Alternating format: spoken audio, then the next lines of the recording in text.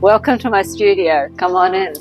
This is where the magic happens. So we're at 68 the Esplanade, and this is my private studio, and this is also where I come to do my own yoga on a daily basis, and it has been for 10 years that I've been working here. What I understood about yoga was that it was changing my life when I started doing my own practice, and then as I've been working with clients, I've realized how it changes their lives as well. And that physical manifestation has been I would say the catch cry of what's been happening with regards to the yoga itself, as to how it changes how we physically show up. Not just the basics of standing taller because we've got better core strength, but being more confident and being able to weather storms a little bit more strongly than we would be able to without yoga. And that's what I'm tapping into with all of the sessions that I do in the studio for myself and others. I do one-to-one private sessions as well as group classes, working on the physical aspects of yoga in the first instance, and then we start to move into some of the more esoteric philosophy and things like that, breathing, other modalities within the wider spectrum of yoga that helps with the healing and well-being of myself and my students. So if I was to think about the style in which I teach, I guess it's a little bit of everything, with the overriding, and I can't stress this enough, the overriding understanding that you are your own teacher. So my way of coming into the studio to teach is to teach or empower my students to become their own teachers, to become confident that they can do yoga at whatever level for whatever they need. So to be very aware of where they physically, emotionally and mentally are at, and adjust accordingly, so that when they do their own work, it's for them, not coming from outside. So some of the poses are very basic, and when you begin at the basics, maybe you've already had a long experience of doing yoga, but when you come back to the basics and get right down to the alignment, to the understanding of why is such a big word for me. Why do a pose? Why do mountain pose? It's not just the first pose, it's for lots of reasons. And when I can impart the why, then there's much more buy-in to wanting to do that, to feeling into it. And that feeling, where the feeling goes, the change can happen. If there's no feeling behind a desire for change, then nothing will happen. So we're getting down into that, as I say, that deep conversation that's going on between the mind and the body via that breath, feeling into what is needed today, which creates the change that we're looking for. When I think about the physical manifestation, then it really does speak back to the desire to connect the body and mind together, and beyond that to the soul or the inner self, however you want to describe it. We do all of that via the breath, the connection of the breath. The conversation on the mat is you with yourself, and that dialogue is the dialogue that goes deep into understanding what it is that you or I need at any point in time. And when I come down onto the mat and just don't know until I start, and then it becomes very clear. You get the clarity, you understand how the day is going to unfold, you understand what's really important, what you need to deepen your healing journey, or just get you through the day. Sometimes it's just getting through the day. It's not even anything specific, but the breath will ground you, center you, calm a nervous system, everything that's needed to allow us to show up in our best form. And showing up is what we're asked to do. So on the back of 10 years of massive change in my life, I put together a book of that experience about 2 years back. I called the book The Physical Manifestation of Self, and with a byline of high heels to yoga pants with a side of Ironman. And it explained it was a healing journey for myself, but also an inspiration potentially for others, that we're all going through a journey of transformation, of growth, of personal growth at a soul level, at a deep inner sense.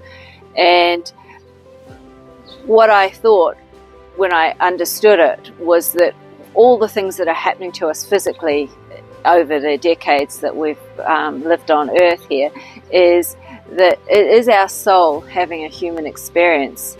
And how does that human experience show up? It shows up in our physical being. And so the soul is having a human experience is a really good understanding of being able to look back and say, well, hang on a second, if I've got a bad back, what is that trying to tell me? Where am I off track from my soul purpose? And that will, as I say, that's a very interesting dialogue of taking your personal growth journey much further than just a mind to body connection.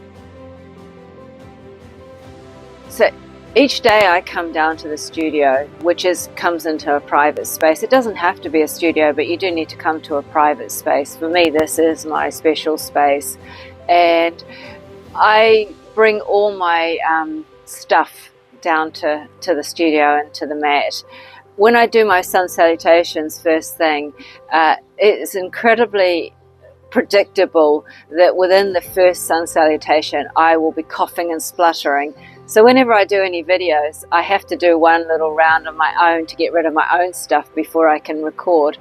And I think that little story sums up how powerful the movement of yoga is, in that I do need to release via a cough or a sigh any tension or any emotional overwhelm that's gathered overnight or just with the day so far.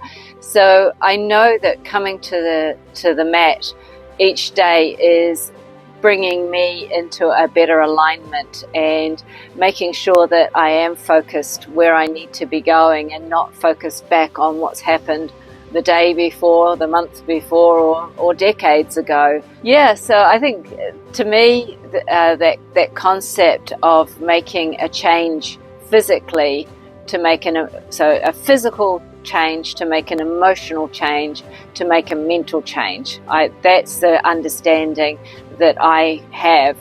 So I biohack it, if you like, working on the physical to change the emotional, which then in turn changes the mental, always aligning towards what my soul, spirit, inner self, however you want to describe that, to me is my purpose. Keeping aligning to the purpose that I have, why I'm here, letting go of all of the peripheral stuff. And that's how whether that's 10 minutes in the studio, sometimes it's 40 minutes before, sometimes it's 5 minutes, and then I'm like, yeah, I'm good to go now. And that's how my day starts. So in terms of how did it help with my journey towards the Ironman, I would say actually that it was the other way around, that the journey to the Ironman was me recognizing how I was physically changing and mentally changing to become strong enough to do Ironman. So on a very practical and physical level, sure, I was getting stronger. I was making sure I was becoming flexible, and I was making sure that I wasn't getting overtrained or hurting myself. So I was using yoga as a physical release of the tension that was built from all of the training hours that were going in. But as I say, the real power of it was recognizing that where before I initially couldn't even run 5K, couldn't run a kilometre when I first started, that I was even over time able to extend out and go from very small events to that ultimate one-day event, which tested me to my limits in all ways. and yoga was the parallel to that journey. One of the things about a regular yoga practice is obviously the dialogue between the mind and the body, and when we think about that, we think mind talking to body, but it goes both ways. It's a two-way conversation. Body starts to talk to mind, and that's an interesting conversation, much more interesting, I think, than most, because as a fallout or a byproduct of that, your body's going to start saying, hang on a second, I would really like to be healthier, and one of the ways of being healthier is eating better. And it's quite interesting how, for myself and my clients, the regular practice of yoga turns to a desire for a more healthy lifestyle, including the more healthy food choices. And of course that recipe book of mine was a big part of that and continues to be, so even 10 years later I'm still cooking from that on a regular basis, preparing meals, because my body continues to tell me, and it tells me when I go off track. It shows up with pains and upset stomach, things like that will remind you to be healthy in what you eat as well as what you do. Once I started to do yoga on a regular basis, then it was quite quickly that I started to work to understand the connection between my diet and how my body was feeling. And that was a case of decoding, I guess, a lot of the pains. I put in the front cover of my recipe book, the pains, listen to them, they are messengers, a quote from Rumi. And we ignore all our pains, but actually if we listened to them and understood that they were messengers, we could start to work what was causing that particular pain in our body. And then we could start to look at the connection to food, because food is a big part of the story. Number one, yoga. Number two, what we actually consume, the foods we consume. I didn't go to specifically any particular diet. What I was looking for was whole foods, real foods, and simple foods. Not too much processing, not too much in anything, not in raw foods, nothing on any extreme, but just down the middle, good, wholesome, easy to prepare, quick, and healthy.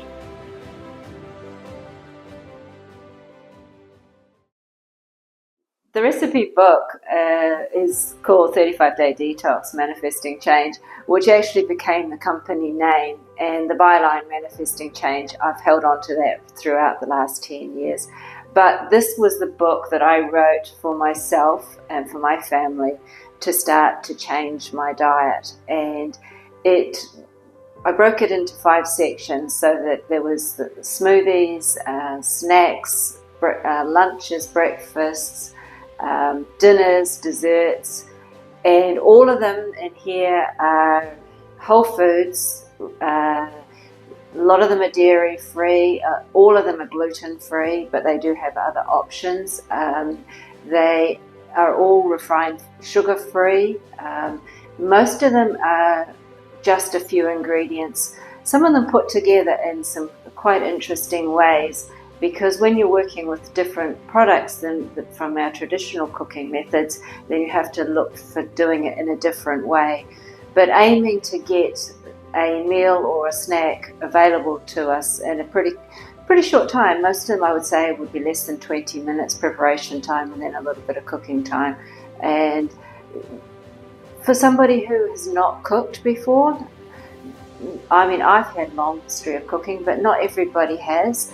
And no microwaves are used. It's just, as I say, simple whole foods put together in interesting ways that make you feel like you've actually enjoyed something that is not necessarily number one priority is that it's good for you, that you enjoyed it and it is good for you. When I was doing the recipe book, I was putting the recipes together, but in amongst it, I started wanting to add what I call tips, tricks, and that actually became all of the things that needed to go around, because what I started then to recognise, and there was the unfolding journey, was that you're not just talking about yoga, you're not just talking about food, but there is another thing that's connecting it, and that's the unseen energies.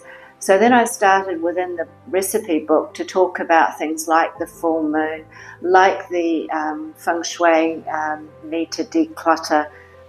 All of the other stuff started to sort of just seep in around the edges, and I was beginning to understand that the change was not just one thing or the other, or even those two things. It was much more than that. And so each section of the recipe book started to expand as my knowledge base was starting to expand, as I was understanding more about what was going on, as I say, with the unseen energies of the universal flow. I would say that would be a nice way to describe it. Talking about the unseen energies, specifically, first of all, it was the astrology and the numerology. They had been lifelong passions of mine. So for more than 20 years, I'd been looking at the astrology, specifically the lunar astrology, but also with an interest in the solar astrology. Numerology, with my accounting background, numbers have always been my thing, and the energy of numbers is infinitely fascinating to me. So those were the ones that started it off, but then moving into feng shui and understanding a little bit of that, and then moving back into the body and understanding the chakra system, the energies within ourselves. And all these things have become part of the yoga workshops that I provide on a regular basis here in the Ramadi South studio. And because we need to understand what's driving us beyond the physical form of ourselves. So what are those unseen forces? What's creating the issues within us? What's driving us? All of those things. So yeah, to me, endlessly fascinating, and I'm still learning so much about all of that. Hi. Hello. So I've been walking in this park for nearly 14 years now, and have had the studio for just over 10, and it's really all comes together when I come out into the park as to how the lunar cycle, and I'm looking up and I'm seeing that we're just before the dark of the moon phase, and I'm connected to the nature, to the birds, being present in the moment. All the things that I teach in the studio, all the things that make up the 35-day detox, the challenge, the books that I've written, to sum it up, it's just such a huge, grasping this great big, I don't know what you'd call it, sense of wisdom, maybe. But as one of my clients shared with me this morning, this is my gift. This is my purpose, and purpose is what drives me. It's what makes me get up in the morning, makes me do what I do. The ability to not only heal myself, but to heal others, and that healing of others actually helps me in healing myself. It's really surprising how often the things that show up in a client will also be my story in some way as well, and so it triggers the growth in both of us. I think that's the benefit of community and relationships, and that you can all grow together. It's somewhat overwhelming, but very empowering at the same time.